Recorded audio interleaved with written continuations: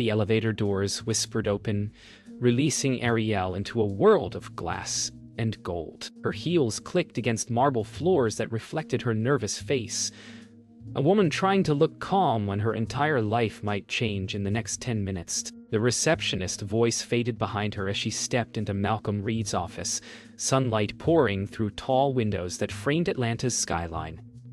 She rehearsed her introduction in her mind, clutching her resume like armor. But when the man behind the desk finally looked up, there was something in his eyes, something that saw more than her credentials. The silence between them stretched, almost intimate. Then, in a voice that vibrated with quiet command, he said, "Miss Johnson, I didn't call you here to hire you." Her heartbeat stumbled. His next words shattered her breath. "I want you as my wife." For a heartbeat, neither of them spoke. The hum of the air conditioner filled the space between disbelief and clarity. Ariel felt small in the vastness of his world, a stranger asked to play a role she never auditioned for. His tone wasn't cruel, just unsettlingly calm, like a man stating a business term, not a promise. When she found her voice, it cracked.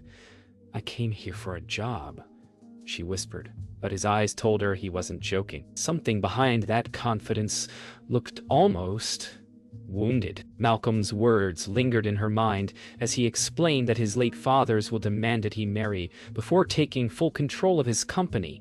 He needed someone trustworthy, discreet, someone who didn't want his money. Ariel's jaw tightened. The absurdity was too much, yet the desperation in his tone pulled at something soft within her. She wanted to walk out, but something told her this offer was not just about money. It was about redemption. Ariel's mind spun through every possible exit, but something stopped her. Maybe it was curiosity. Maybe it was fate. Malcolm's steady composure faltered for a moment, a flicker of fear behind his authority. "You'd be compensated," he said, his voice barely above a whisper. But what struck her most wasn't his offer. It was the sadness in his eyes when he added, "You'd be helping me more than you know." When she finally left the office, the sunlight outside seemed too bright. Her reflection in the glass door looked like a stranger, someone caught between logic and destiny. Behind her, Malcolm's shadow lingered in the tinted glass, watching. For reasons she couldn't explain, she didn't feel afraid, just changed. The night after the strange interview, Ariel couldn't sleep. The city outside her apartment pulsed with neon light and distant music, but her thoughts replayed that moment, his calm eyes, the weight of his words. Who proposes marriage like a business deal? She told herself she'd forget it, but her phone lit up at dawn with an unknown number. His message was simple: breakfast, 1 hour, no pressure. Against all reason, she went. Maybe it was curiosity. Maybe the quiet ache in her chest wanted to see him again, to understand the man behind the proposal that didn't make sense. He didn't speak about love, only logistics. His voice was steady, his reasoning rehearsed. "You'd live in my home, attend events as my wife. 6 months, you'll be compensated generously." The words were cold, yet his eyes searched hers for something he couldn't name. Ariel listened in disbelief, every instinct warning her to leave, but her gaze lingered on his, on that faint trace of loneliness he tried so hard to bury beneath numbers and terms. "Why me?" she asked quiet. His answer was softer than she expected. "Because you looked like someone who wouldn't say yes easily." When he walked her to her car, Ariel tried to make sense of the storm inside her. He wasn't arrogant, not even manipulative, just heartbreakingly sincere in a way that made it impossible to dismiss him. "You don't have to answer now," he said, his voice low against the hum of traffic.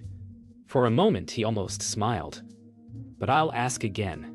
She caught herself staring at him longer than she should. Something about his restraint, the way he didn't touch her, didn't plead, made her wonder what kind of pain could make a man so careful with connection. Days passed before Ariel called him back. She didn't know what she'd say. only that something in her refused to let the moment end. When Malcolm's voice answered, deep and calm, it felt like standing in the middle of something irreversible. He invited her to his estate. Not to convince her, he said, but to let her see what she'd be walking into. The drive there was quiet, lined with oak trees and questions she didn't know how to ask. When the mansion came into view, it looked less like wealth and more like a memory someone forgot to leave behind. Inside the house, every corner whispered of stories, framed photos of people who smiled without him, rooms too large for one man. He showed her his father's study, untouched since his passing, and the single chair he never replaced. He built this, Malcolm said quietly, and wanted me to have it only if I built something real. The weight of his loneliness pressed against her. She realized then, this wasn't about money or image. This was about a man trying to feel human again. The contract lay between them like a quiet storm. Ariel read each page twice. Her heart beat loud in the stillness of the study. It felt surreal. Her name beside his, signatures binding 2 lives for 6 months. Malcolm sat across the table, not looking at her but at the paper, as if afraid of what her eyes might say. She thought of everything this agreement could take from her. Her peace, her anonymity, her control. Yet something in her refused to walk away. When she finally picked up the pen, her hand trembled, but her voice did not. "Let's do this," she said softly. Malcolm looked up, and for the first time his composure broke into a faint, almost relieved smile. The next morning, Ariel moved into Malcolm's home. It wasn't a house. It was a museum of discipline and silence. The walls were lined with modern art, the air faintly scented with cedar and solitude. Nina called that afternoon, demanding to know if Ariel had lost her mind.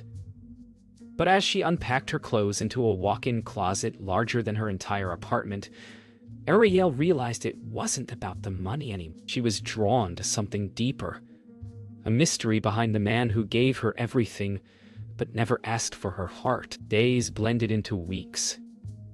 They attended charity galas, business dinners, public events, the perfect couple for the world to see. But behind closed doors, they were strangers learning to breathe the same air. Ariel began to see cracks in Malcolm's armor. The quiet way his eyes lingered on the piano he never played, the untouched whiskey glass he poured every night, but never drank.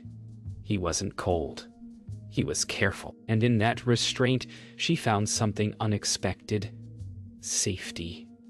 Safety. One evening, rain swept across the city, drumming softly against the mansion's windows. Ariel found Malcolm in the music room, sitting at the piano, his fingers hovering but never pressing the keys. She stood in the doorway, watching. "You play?" she asked. His laugh was short, almost bitter. "I used to." She crossed the room quietly and placed her hand beside his on the piano. "Then play for me," she whispered. His hesitation melted, one note at a time, until the melody filled the space, fragile, haunting, and heartbreakingly beautiful. The arrangement was supposed to feel temporary, but something shifted that night. Over dinner, their conversation drifted from polite to personal. Stories of childhood, regrets, dreams left untouched. Ariel noticed the way he laughed now, lighter, unguarded. Malcolm looked at her not as an obligation, but as someone who saw him. When she went to bed, her heart betrayed her with a quiet truth. She wasn't pretending anymore. Somewhere between the contract and the connection, she had started to fall. Weeks passed, and the mansion no longer felt like a stranger's home. Ariel and Malcolm had found a rhythm. Quiet breakfasts, shared car rides, polite laughter. Yet, beneath that calm, something unspoken pressed against the edges. It began one night when they were reviewing charity documents in his office. A brief brush of their hands silenced everything. For a heartbeat, neither moved. His eyes searched hers, not for consent, but understanding. It was the first time she saw him, not as the millionaire, not as the man of contracts, but as someone lonely, fragile behind all that control. She didn't pull away. The moment ended as quietly as it began, but nothing was the same afterward. Malcolm began coming home earlier, lingering in rooms where Ariel read or cooked. The air between them hummed with quiet tension. One evening, a sudden thunderstorm cut the power. The house fell into shadows. Ariel lit candles, and when she turned, he was there. No distance, no armor. They talked for hours in that flickering glow, voices soft and honest. She learned about the night he lost his father, the guilt he carried, the burden of always being perfect. For the first time, he looked breakable. And for the first time, she didn't want to fix him, just stay beside him. The next morning, things felt different.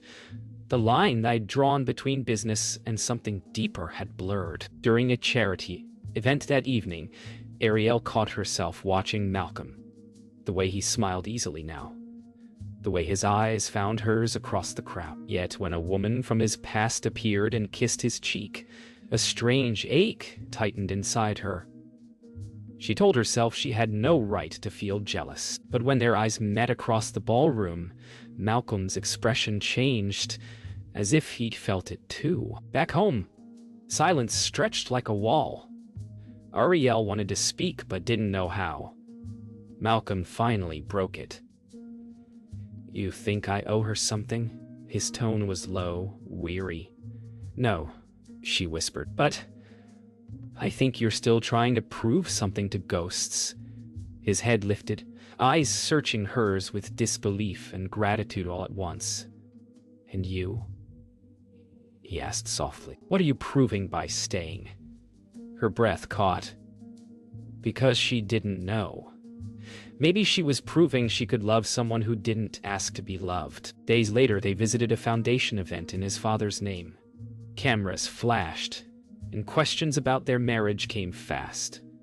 Ariel smiled through it all, but the act felt heavier now. When they escaped to the car, she turned to him. "Do you ever get tired of pretending?" He looked out the window for a long time before answering. "Every day," he said quietly, "except with you." The honesty in his voice left her silent. For the first time, she realized they weren't pretending anymore. They were just afraid to admit it. Autumn crept into the city with quiet wind and fading light. Ariel began noticing the change in Malcolm. Restless nights, distracted silences, the faint exhaustion behind his eyes. One evening, she found him staring at a worn photograph in his father's study. When she asked about it, he didn't answer right away.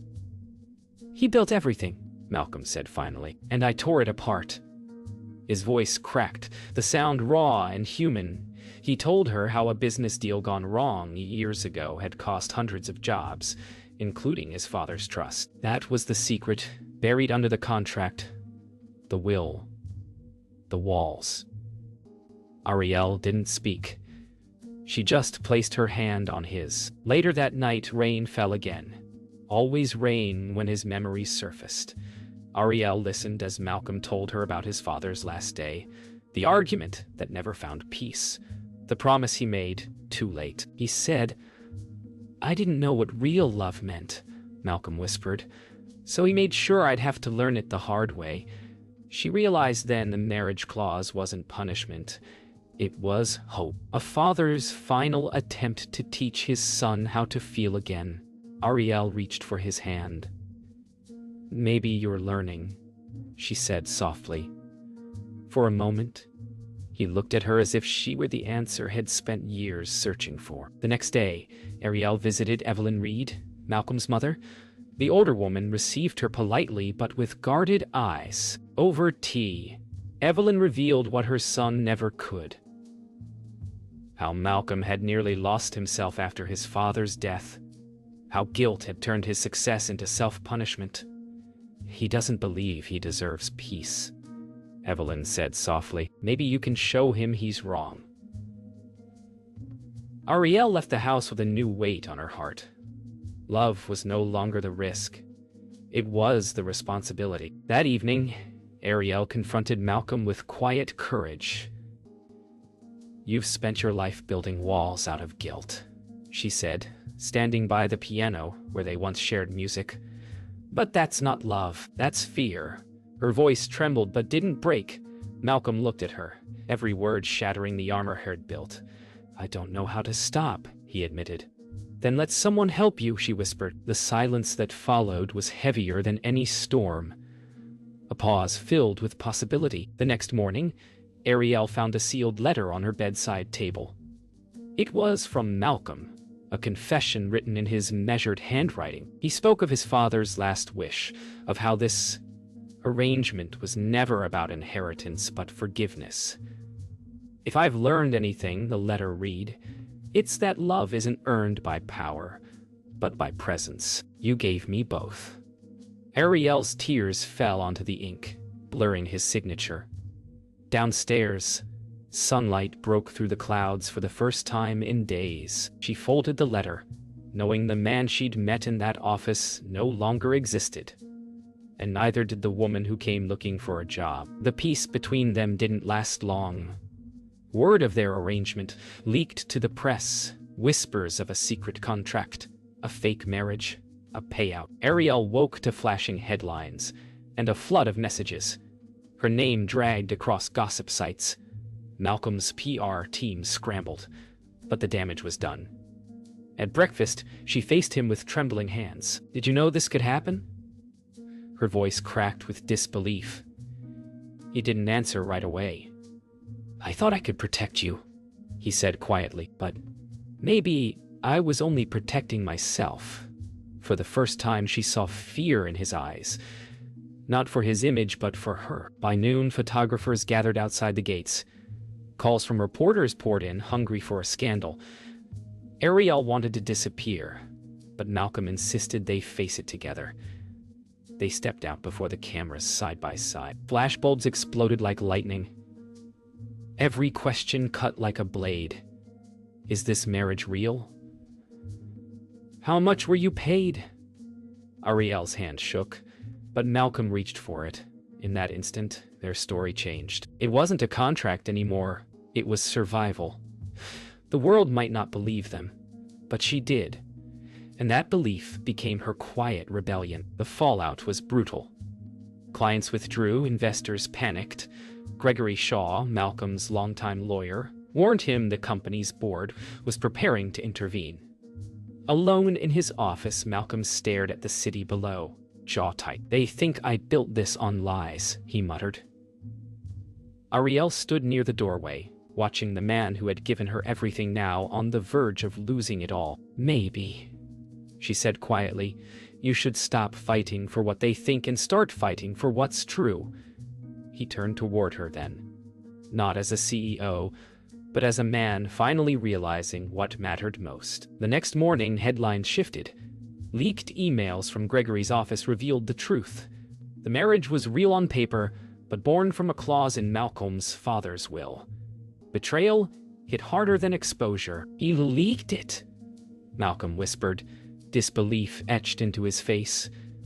Ariel watched as anger replaced sorrow. "You trusted him," she said softly, "and he betrayed you." Malcolm's expression hardened, the kind of quiet rage that destroys or rebuilds a person. "I trusted too easily," he murmured, "just not with the right things."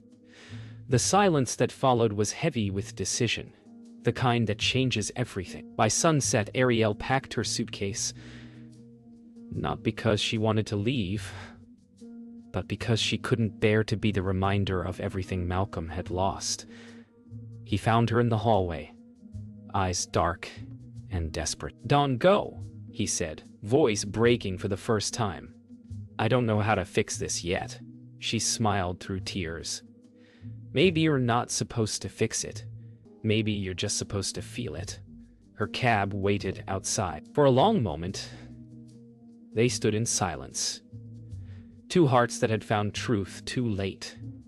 As the door closed behind her, Malcolm felt the weight of the world shift, lighter and lonelier all at once. Weeks passed. The mansion felt quieter than ever, its halls echoing with the sound of absence. Malcolm buried himself in work, rebuilding what scandal had burned. but success felt hollow. Every night he found himself standing by the piano where her laughter once lingered. One evening, he finally played again. Not to fill the silence, but to remember it. The melody trembled, imperfect and human like him. Somewhere across the city, Ariel paused, mid-sketch in her small art studio, the faint sound of rain outside mirroring the rhythm of his song in her memory. Two hearts still tethered by unfinished truth. Across town, Ariel tried to start over. She rented a tiny apartment, filled it with canvases, and taught art classes again. Yet every brushstroke carried his face in it, the man who'd learned to feel. Too late. Nina urged her to move on, but love doesn't follow logic. When a delivery arrived one morning, a small velvet box with no note, Ariel's breath caught. Inside was the silver pen she'd signed their contract with, engraved now with one word: real. That single gesture undid all her practiced strength. The next day, Malcolm appeared at her classroom doorway. Children's laughter faded into silence as he stood there, rain still on his coat. Ariel froze mid-sentence. He looked nothing like the man who once commanded rooms. Just someone humbled by love.